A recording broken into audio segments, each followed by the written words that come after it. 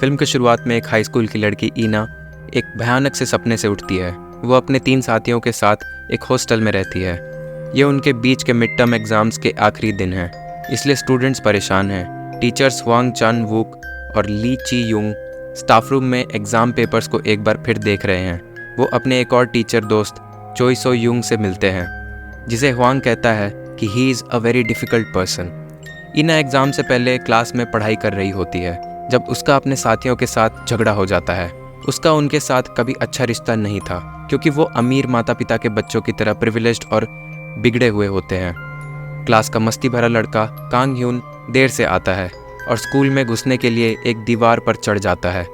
Exam and में शुरू होती है, लेकिन कुछ ही देर बाद चोई कांग ह्यून को उसके आंसर शीट पर रैंडम ड्राइंग करते हुए देखती है। वो पेपर फाड़ देती है और उसे कहती है कि अगर वो एग्ज़ाम में इंटरेस्टेड नहीं है तो बाहर निकल जाए। दूसरे कमरे में हुआंग स्टूडेंट्स को देख रहे हैं, बाकी इन्विजिलेटर्स की तरह।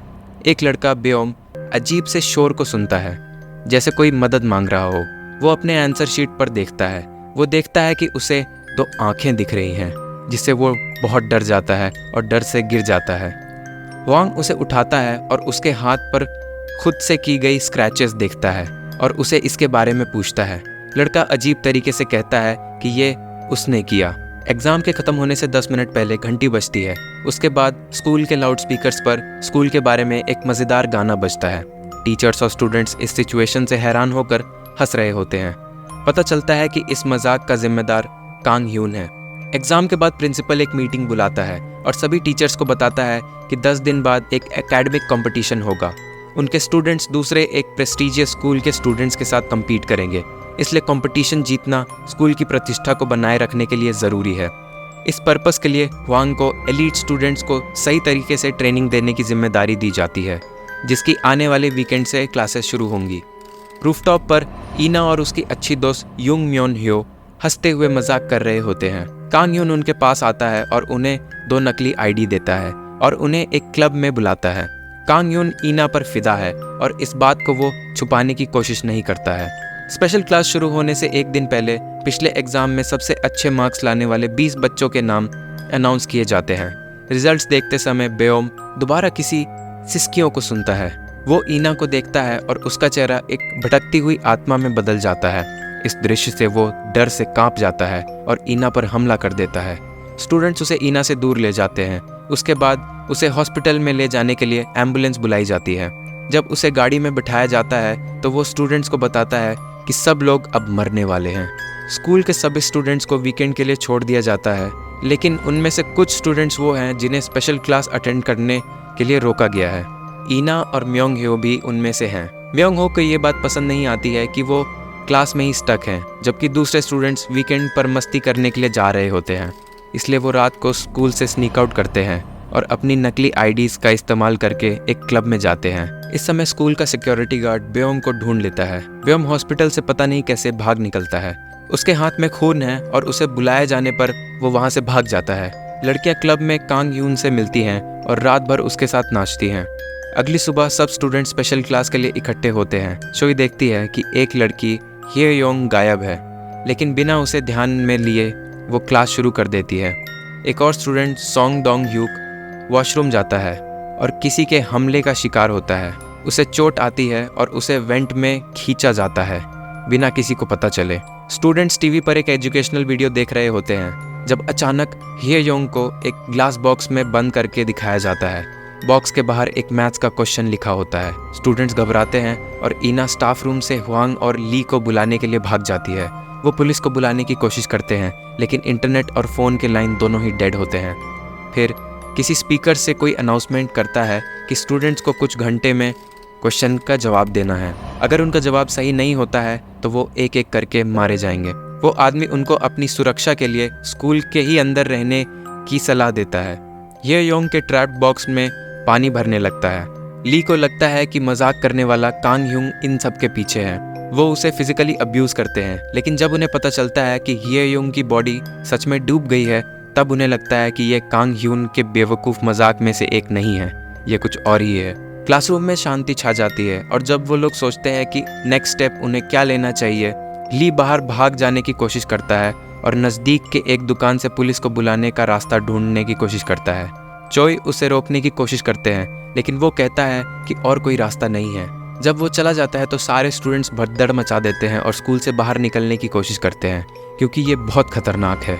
जब वो बाहर निकलने लगते हैं तो जख्मी ली अंदर दौड़कर आता है और हुआंग की गोदी में मर जाता है। एक लम्हे के लिए हॉलवेज में एक छवि दिखाई देती है कि ब्योम भी स्कूल के अंदर है और शायद सब इसके पीछे हैं। स्टूडेंट्स ली की मौत देखकर डरे हुए हैं। तब किसी स्पीकर्स से उन्हें बाहर जाने के लिए मना करने वाला संदेश मिलता है। पहले से चले गए व्यक्ति सोंग डोंग ह्यूक को स्पीकर से मदद मांगने के लिए मजबूर किया जाता है। फिर स्टूडेंट्स को दूसरा प्रश्न पूछा जाता है, जिसका सही जवाब देने से सोंग डोंग ह्यूक की जान बचाई जा सकती है। वो ऑडिटोरियम की तरफ भागते हैं जैसे उन्हें बताया गया है। चोई सिक्योरिटी गार्ड से दूसरे रास्ते जाने और किसी से संपर्क करने का तरीका ढूंढने के लिए कहती है। दूसरे स्टूडेंट्स को दूसरा प्रश्न जवाब आंसर करने का समय नहीं मिल पाता। इस वजह से सोंग डोंग ह्यूक को अपने शरीर पर गर्म वैक्स डाले जाने की वजह से ज़बरदस्त तरीके से मरना पड़ता है। कुछ समय के बाद उसे एक ऊंचाई से गिराया जाता है। स्टूडेंट्स उसकी परेशानी से परेशान हो जाते हैं। दूसरे क्वेश्चन का जवाब उसके सीने पर लिखा होता है। डोंग ह्यूक के मृत्यु के बारे में परेशान होने से पहले ही उन्हें पता चलता है कि कोई तीसरा विद्यार्थी जिसका नाम जाए वूक है वो अचानक लापता हो चुका है। उन्हें समझ में आता है कि वो हत्या करने वाला का अगला शिकार है। ईना एकदम से कुछ समझ जाती है और कंप्यूटर लैब की ओर भागती है। जब कांग ह्यूंग उसके पीछे आता है, उनसे लास्ट एग्जाम टॉपर्स की लिस्ट पर जाता है और देखता है कि हत्या करने वाला स्टूडेंट्स को उनके रैंक के हिसाब से टारगेट बना रहा है। इसका मतलब है कि वो हत्या करने वाला का 5वां शिकार होगा। कुछ स्टूडेंट्स ने सेफ्टी के लिए हॉस्टल में छुपने का प्लान बनाया। उन्हें अपनी जान बचानी है और इसका मतलब है कि उन्हें और क्वेश्चंस को सॉल्व नहीं करना होगा। वो मानते हैं कि किसी को पता नहीं है कि वो कौन है, लेकिन ब्योम उनके डॉर्म के बाहर खड़ा है और उन पर हंस रहा है। बाकी स्टूडेंट्स ने मिसिंग स्टूडेंट्स को ढूंढने के लिए 2 ग्रुप्स में डिवाइड किया है। लाइट के फ्लिकर से स्टूडेंट का दिल और भी तेज़ धड़कने लगता है। जब सब कुछ नॉर्मल हो जाता है तो उन्हें पता चलता है कि जिस आदमी पर सबसे पहला हमला हुआ था वो मर चुका है। इसके अलावा एक लड़की सो जिन भी लापता है। वांग के साथ दूसरे समूह के स्टूडेंट्स को एक क्लास तक पहुंचना है जहां हत्या करने वाले ने तीसरा क्वेश्चन तैयार रखा है। उन्हें कुछ तस्वीरों को देखकर एक कंप्यूटर का पासवर्ड पता लगाना है। वो किसी तरह पासवर्ड का पता लगाते हैं, लेकिन जब कंप्यूटर चालू होता है तो जाए वूक की लाश की एक तस्वीर दिखाई देती है। उसके साथ एक लड़की की भटकती हुई आत्मा की भी तस्वीर होती है। ग्रुप बाहर भागते हैं और दूसरों से मिलते हैं। अब सभी स्टूडेंट्स एक साथ हैं। वो स्कूल के कैफेटेरिया में कुछ खाने और आराम करने के लिए जाते हैं। जब वो सब जमा किए गए सवालों के बारे में बात कर रहे हैं तो ईना को ये समझ में आता है कि सभी उत्तर उनके मित्र जी वोन के मृत्यु को पॉइंट कर रहे हैं, जिसकी कुछ साल पहले ही मौत हुई थी। जी वोन एक गिफ्टेड स्टूडेंट थी जो हमेशा अपने क्लास में अव्वल आती थी। वो और ईना अच्छे दोस्त थे और हमेशा साथ में रहते थे। जी वोन चाहती थी कि वो स्कॉलरशिप प्राप्त करे, क्योंकि उसके माता पिता दूसरे एलीट स्टूडेंट्स की तरह पढ़ाई के लिए पैसे नहीं दे सकते थे। लेकिन एक परीक्षा में वो अपनी क्लास में छठी रही और उसे स्कॉलरशिप नहीं मिली। उसके अगले दिन ही उसकी मृत्यु का पता चलता है। फिलहाल स्टूडेंट्स को लगता है कि हत्या करने वाला जी वोन की भटकती आत्मा है। इस विषय पर बात करना हुआंग को बहुत सेंसिटिव लगा। वो उन्हें जी वोन के बारे में बात करने से रोकता है। कहता है कि भटकती आत्माओं का कोई एग्जिस्टेंस ही नहीं होता है। अब हम देखते हैं कि कहीं और स्कूल में लापता की गई लड़की सो जिन को बहुत बुरी तरीके से टॉर्चर किया जा रहा है। उस आदमी ने अगले जवाब को उसके शरीर पर एक नक्शा बनाकर खुदवा दिया और उसको एक वॉशिंग मशीन में डाल दिया और मरने के लिए छोड़ दिया। कुछ लंबे समय बाद घंटी बजती है, जिससे ये सूचित होता है कि अगला क्वेश्चन सॉल्व करने के लिए तैयार हो जाना है। अब काफी देर छुपते रहने के बाद हुआंग एक रेंच को हथियार बनाकर यह तय करता है कि वो खुद अब हत्यारे को खोजने निकलेगा और उसे मारेगा। दूसरी ओर स्टूडेंट्स अगले क्वेश्चन को हल करने के लिए कैफेटेरिया छोड़ने के लिए तैयार नहीं है। शोई, ईना और कांग यूंग ही वो हैं जो रिस्क उठाने के लिए तैयार हैं। वो कंप्यूटर लैब जाते हैं और देखते हैं कि अगला क्वेश्चन एक पजल है। वो जल्दी से सवाल को हल कर लेते हैं और उन्हें पता चलता है कि उत्तर में लिखा हुआ है, मैं जानता हूँ कौन मुझे मार डालेगा। और इस जवाब से अब यह प्रूव हो जाता है कि मर्डरर्स का कुछ रिलेशन जी वोन की मृत्यु से है। जब हुआंग हत्या करने वाले को ढूंढता है तो कोई बिना उसको जाने उसके पीछे आता है। व्यक्ति उस पर बिना सोचे समझे हमला कर देता है, लेकिन वो अपनी जान बचा लेता है और वहाँ से भाग जाता है। वो चोई और स्टूडेंट से मिलता है और सीधा सो जिन की लाश को ढूंढता है। ये साफ है कि हत्या करने वाला राइट आंसर्स की परवाह नहीं करता। उसका एक ही उद्देश्य है, स्टूडेंट्स को मार देना। इसके बाद ईना अकेली एक कमरे में जाती है और एक लड़की को एक नोटबुक में कुछ लिखते हुए देखती है।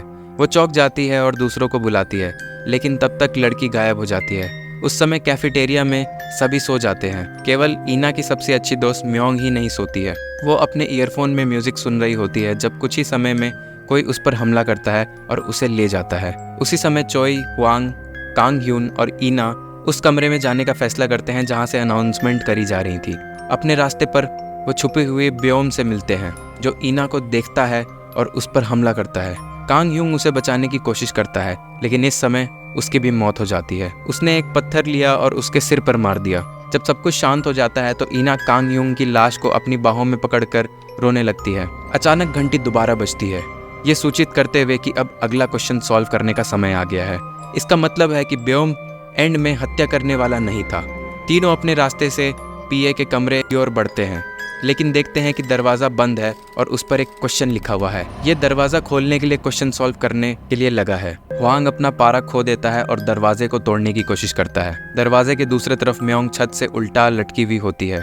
ईना को पजल हल करने में सफलता मिलती है और पता चलता है कि आंसर उसके मरे हुए दोस्त जी हुन का रोल नंबर है। वो कमरे में प्रवेश करते हैं और अंत में म्योंग को पाते हैं, लेकिन उसे बचाने से पहले ही वो देखते हैं कि उसे किसी दूसरे कमरे में ले जाया जा रहा है। उन्हें ऊपर किसी और भयानक से दिखने वाली लड़की की छवि दिखाई देती है। वो म्योंग को धक्का देती है, जिससे वो जमीन पर गिर जाती है और अंत में म्योंग भी मौत के घाट उतर जाती है। समय जाया किए बिना हुआंग हत्या करने वाले के पीछे भागता है और उसे मार डालता है। उस मुर्दे की लाश को देखकर उन्हें पता चलता है कि वो लड़की जी वॉन की माँ है और अब फाइनली इस भयानक रात का अंत होता है। कुछ दिन बाद स्टूडेंट्स के लिए एक मेमोरियल मीटिंग ऑर्गेनाइज होती है। वॉन के धनवान माता पिता भी ऑडिटोरियम में हैं और अपने बच्चों की मृत्यु पर रो रहे हैं। इस बीच ईना टेरेस पर चली जाती है, जहां वो जी वॉन के परिवार की तस्वीर वाली एक किताब को पाती है।